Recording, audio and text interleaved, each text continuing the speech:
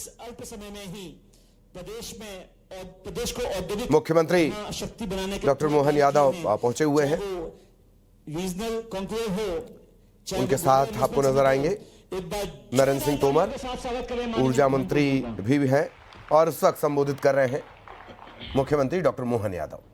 अग्रवाल समाज के आज के इस आयोजन में मंच पर विराजमान मध्य प्रदेश विधानसभा के माननीय अध्यक्ष और भारत सरकार के मंत्री, प्रदेश के मंत्री, भाजपा के अध्यक्ष, कई सारे दायित्वों का निर्वहन कर चुके हम सबके आदरणीय माननीय नरेंद्र सिंह जी तोमर साहब, आपका मैं स्वागत करता हूं। इस तरह से भी जब आप एक नाटक के माध्यम से आमंत्रण दे रहे हैं तो मैं आपके उस विनम्रता के भाव के साथ एक बड़े समाज से जुड़ने का भी अवसर पाता हूं। मैं आप सबको प्रणाम भी करता हूं और आपको भी अभिनंदन करता हूं। मंच पर विराजमान माननीय मंत्री प्रद्युम्न सिंह तोमर जी, राकेश अग्रवाल जी, भारत सिंह कुशवाहा जी, माननीय सांसद माननीय जयप्रकाश राजौरिया जी, माननीय राष्ट्रीय अध्यक्ष प्रदीप मित्तल जी, माननीय रमेश गर्ग जी,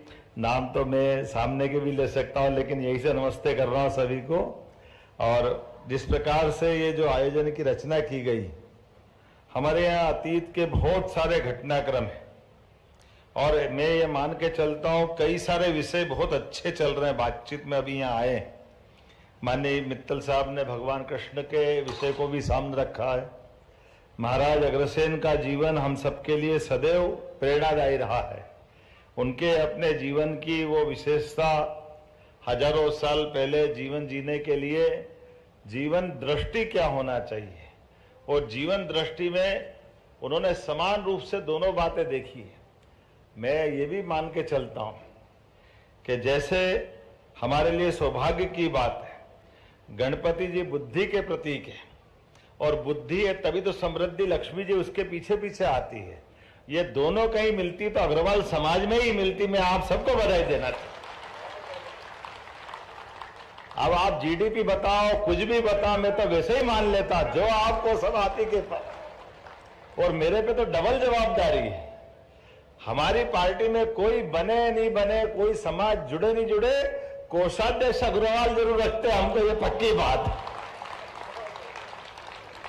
आपके भरोसे से ही हमारी भारतीय जनसंघ नाम की छोटी सी इकाई आज विश्व की सबसे बड़ी पार्टी बनी है। उसका बड़ा योगदान अगर है तो अग्रवाल समाज का ही योगदान। हम तो जगह जगह चौराहे चौराहे पर स्लोगन लिखते थे, बुरा मत मानना, मजाक में कह रहा हूं। भाजपा के सदस्य बनी है तो हम अग्रवाल ही देखते हैं उसमें। हमारे बीच में ये जो आपके अपने बनने का भाव, अपने संघर्षों के बीच जगह बनाने का भाव, जो बनना जानता वही तो बनिया हो सकता, और कौन हो सकता, इससे बढ़िया क्या बात हो। जो बना बनाए बिगाड़ दे उसको बनिया कैसे कह सकते हैं। ये जो हमारे बीच का एक बड़ा संस्कार जो आपने एक और जोड़ा, मैं विनय जी से सहमत हूं। भगवान कृष्ण ने अपने जीवन काल में बहुत सारी लीलाएं की और उस लीलाओं के लिए मैं बाबा महाकाल की नगरी से भी आता हूं। दोनों में हमारे यहां हरिहरन मिलन होता है। हरि भगवान विष्णु को भी बोलते हैं, कृष्ण भगवान भी अवतारी रूप में है, और हर अपने महादेव हैं।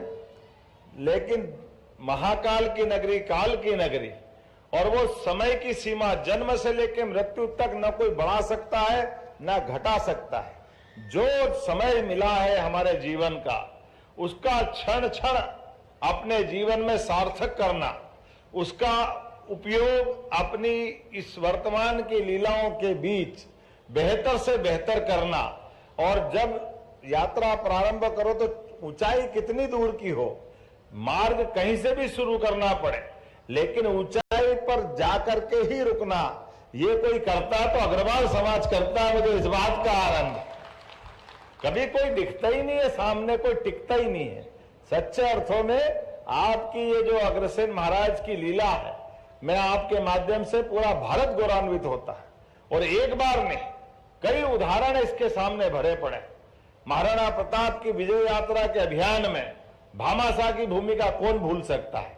ये गौरव अगर किसी को है तो आपको है, जब एक अलग दौर में महाराणा प्रताप ने अपनी विजय यात्रा प्रारंभ करने के लिए, स्वाभिमान के लिए सारी व्यवस्था, और वो भी उस दौर में जब भूल से भी कोई अर्थ की व्यवस्था मदद कर दे तो हमारे व्यापार व्यवसाय वाले लोग तो ये जानते ही हैं। आज के दौर में अगर अपन देखें तो कितना कठिन है, लेकिन उस कठिन दौर में भी महाराणा प्रताप का डट करके किसी ने साथ दिया तो भामाशाह के माध्यम से हुआ है। हमारे लिए सौभाग्य की बात। धन वो जो कठिनाई के समय में अपनी सारी व्यवस्थाओं को दांव पे लगा करके देश के स्वाभिमान पे जब भी प्रश्न आता है तो अग्रवाल समाज सदैव अपनी भूमिका अदा करता है। मैं सिंहस्थ की नगरी से आता हूं। सिंहस्थ में कई प्रोजेक्ट, सेवा के काम अगर कोई चलाता है तो अग्रवाल समाज चलाता। मैं आपको भी बधाई देना चाहता हूं। आज यशस्वी प्रधानमंत्री के नेतृत्व में हमारे देश का पूरा परिदृश्य बदल रहा है। ऐसे बदलते परिदृश्य में जब देश बहुत आगे तेजी से बढ़ रहा है तो ऐसे में स्वदेशी के भाव को बढ़ाने की आवश्यकता भी, और स्वदेशी के भाव के लिए हमारे अपने इस समाज की भूमिका बहुत बड़ी। आप सबके माध्यम से कई सारी संभावनाएं, उसी आधार पर हमारी मध्य प्रदेश सरकार ने भी बहुत सारी योजनाएं बनाई। एक एक योजनाओं को अगर आप देखेंगे तो आपको ऐसा लगेगा कि सच में पूरे देश में सबसे अच्छी संभावना कहीं है तो मध्य प्रदेश सरकार के माध्यम से ये पक्की बात मैं आपको आश्वासन दे सकता हूं। सभी प्रकार के रोजगार परक उद्योगों के लिए, विनय जी मुझे मालूम नहीं है बाकी राज्यों के अंदर कोई, अगर आप अपनी इंडस्ट्री लगाओ और वो लेबर आधारित इंडस्ट्री अगर है तो प्रति लेबर 5,000 रुपया महीना 10 साल तक हम अपनी तरफ से आपको देने वाले हैं। ये पूरे देश में कहीं नहीं होता। फैक्ट्री आपकी, लेबर आपके यहां काम करेगी, माल आप बेचना, बिजली के बिल में, भूमि में, बाकी ब्याज में वो तो छूट कहीं देते हैं, लेकिन लेबर के लिए भी आपको छूट देना है तो मध्य प्रदेश सरकार के द्वारा दी जाएगी। ये व्यवस्था हमने बनाई। इतना ही नहीं, अगर आप हॉस्पिटल डालते हैं, 100 करोड़ का हॉस्पिटल डालते हैं तो 30 करोड़ की सब्सिडी हमारी तरफ से आपको दी जा रही है। ये हमारी सरकार की प्रतिबद्धता है। एक नहीं, एजुकेशन के सेक्टर में आप आना चाहते हो, एजुकेशन के सेक्टर में है। और अभी आपने गीता भवन की बात की, अब आपके हाथ में, मैं तो अभी हाल आपके पाले में डाल के जाता हूं मेरी गेंद को। अभी आपने कहा कि हमारी सरकार के, हम सरकार से कुछ मदद चाहते हैं। अध्यक्ष जी ने भी बोला, मैं अपने यहाँ, माननीय अध्यक्ष जी यहाँ मौजूद है, हम प्रदेश भर में गीता भवन बना रहे हैं। वो गीता भवन के लिए जमीन हमारी तरफ से उपलब्ध रहेगी। आप भवन बनाओ, शादी ब्याह के लिए दो, सत्संग के लिए दो, कंप्यूटर ट्रेनिंग सेंटर चलाओ, लाइब्रेरी चलाओ, उसको गीता भवन नाम दे रहे हैं। अरे गीता भवन इतना पवित्र नाम हमारे अपनी धरती पर। अगर भगवान कंस को मारने के लिए जब तक उज्जैन नहीं आते तो गीता हो सकता भगवान उस लीला में से बच जाती। ऐसे में हमने कहा है कि भगवान कृष्ण का शिक्षा से जुड़ा हुआ ये पवित्र गीता जी का जो अनुपम उपहार हमको मिला है, इसको तो अमर करना ही चाहिए। इसलिए हमने अपनी सरकार के बनने के साथ वो सारी चीजें की है। हमारे देवी देवताओं का, कभी कभी लोग समझते कि केवल पूजा पाठ की बात करें।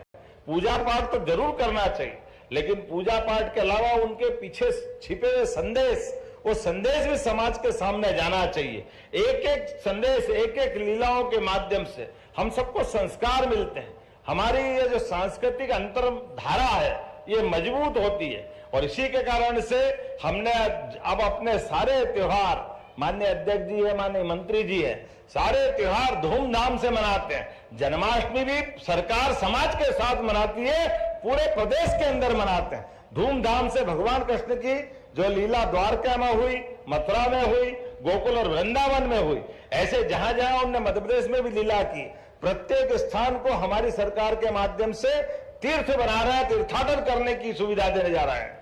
मैं इतना ही नहीं, भगवान कृष्ण ने जो जो अपने जीवन काल में, केवल भगवान कृष्ण के माध्यम से नहीं, हमने सारे त्योहारों के लिए भी, लेकिन आज तो आपने अग्रसेन महाराज की लीला के लिए बुलाया।